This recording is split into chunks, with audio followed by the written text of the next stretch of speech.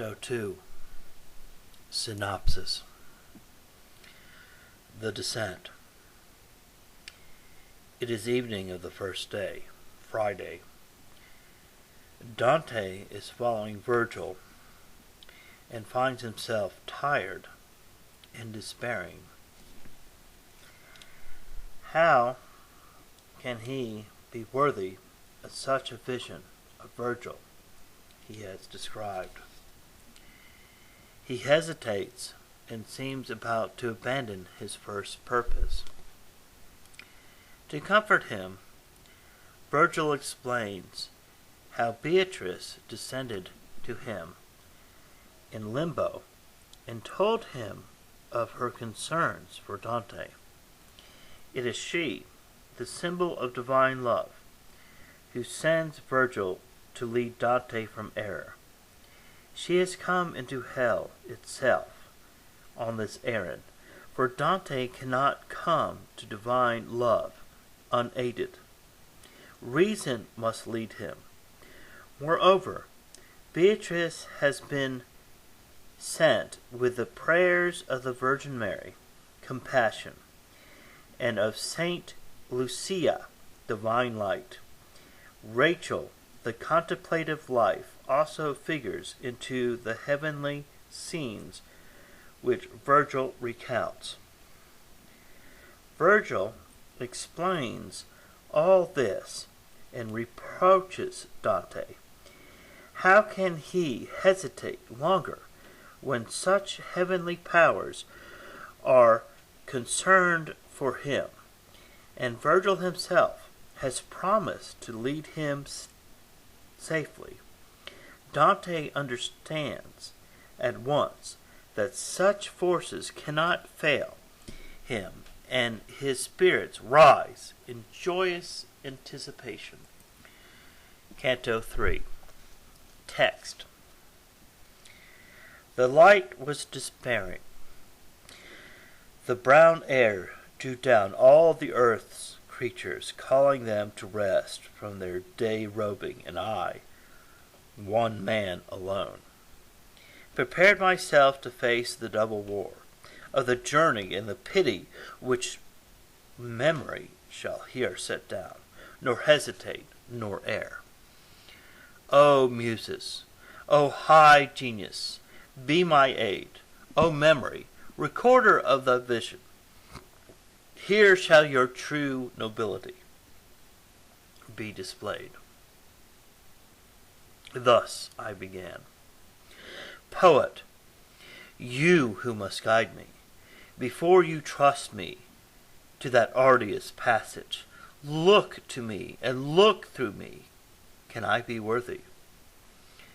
You sang how the father of Silvius, while still in corruptible flesh, won the other world, crossing with mortal sense the immortal sill. But if the adversary of all evil, weighing his consequence, and who and what should issue from him, treated him so well, that cannot seem unfitting to thinking men, since he was chosen father of Mother Rome, and of her empire by God's will and token. Both, to speak strictly, were founded and foreknown as the established seat of holiness for the successors of great Peter's throne. In the quest which your verses celebrate, he learned those mysteries from which arose his victory and Rome's apostate. There, later, came the chosen vessel, Paul, bearing the confirmation of that faith, which in one true door to life eternal. But I, how should I dare? But whose permission? I am not Aeneas, I am not Paul. Who should believe me worthy of the vision? How then may I presume to this high quest, and not fear my own brashness? You are wise, and you will grasp my poor words can but just suggest. As one who unwheels what he wills, what stays strong purpose with feeble second thoughts, until he spells all his first zeal away. So I hung back and balked on the dim coast, till, thinking he had worn out my enterprise, so stout at staring, so early lost. I understand from your words, and the look in your eyes, that shadow of magnificence answered me. Your soul is sunken in that cowardice that bears down many men, turning their course and resolution by imagined perils, as his own shadow turns the frightening horse. To free you in this dread, I will tell you all of why I came to you, and what I heard when first I pitied you. I was a soul amongst the souls of limbo, when a lady so blessed and so beautiful, I prayed her to order the command of my will, called to me. Her eyes were kindled from the lamps of heaven. Her voice reached through me, tender, sweet, and low, an angel's voice, a music of its own. O gracious Mantorian, whose melodies live in earth's memory, and shall live on till the last motion ceases in the skies, my dearest friend, and fortune's love has strayed unto her friendless shore, and stands beset by such distress that he turns afraid from the true way, and news of him in heaven rumors my dread he is also lost. I come, afraid that I am too late risen. Fly to him, and with your high counsel pity, and with whatever need be for his good and soul salvation, help him and solace me. It is I, Beatrice, who sends you to him. I come from the blessed heights for which I yearn. Love calls on me when amid seraphim I stand again before my Lord. Your praises shall sound in heaven. She paused, and I began. O Lady, of that only grace that raises feeble mankind within its mortal cycle, above all others works God's will has placed within the heavens of the smallest circle. So welcome is your command, that to my sense, were it already fulfilled, it would yet seem tardy. I understand, and am all obedience. But tell me, how you dare to venture thus, so far from the wide heavens of your joy, to which your thoughts yearn back from this abyss. Since what you ask, she answered me, probes near to the root of all, I will say briefly only, how I have come through hell's pit without fear. Know then,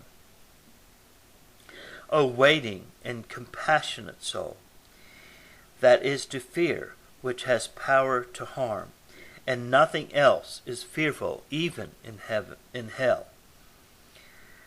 I am so made by God, all-seeing mercy. Your anguish does not touch me, and the flame of the great burning has no power upon me. There is a lady in heaven, so concerned for him I send you to, that for her sake the stricken decree is broken. She is turned and called Lucia to her wish and mercy, saying, Thy faithful one is sorely pressed in the distress. I command him to thee. Lucia, the soul of light and foe of all cruelty, rose and came to me at once where I was sitting with the ancient Rachel, saying to me, Beatrice, true praise of God, why dost thou not keep him who loved thee so, that for thy sake he left the vulgar crowd? Dost thou not hear his cries? Canst thou not see the death he wrestles with beside the river no ocean can surpass for rage and fury? No soul of earth was ever as rapt to seek its good or flee its iniquity as I was when I heard my sweet Lucia speak. To descend from heaven and my blessed seat to you, laying my trust in the high speech that honors you and all who honor it. She spoke and turned away to hide a tear.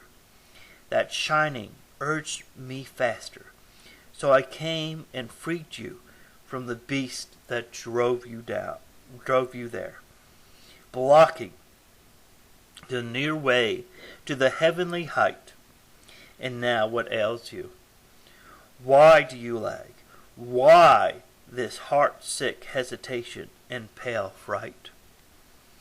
When three such blessed ladies lean from heaven in their concern for you and own pledge of the great good that waits you have been given.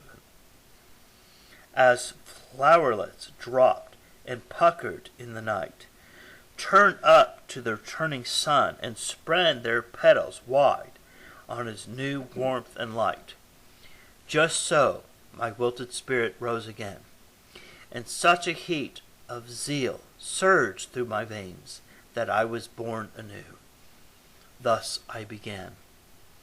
Blessed be that lady of infinite pity, and blessed be the taxed and courteous spirit that came so promptly on the word she gave thee.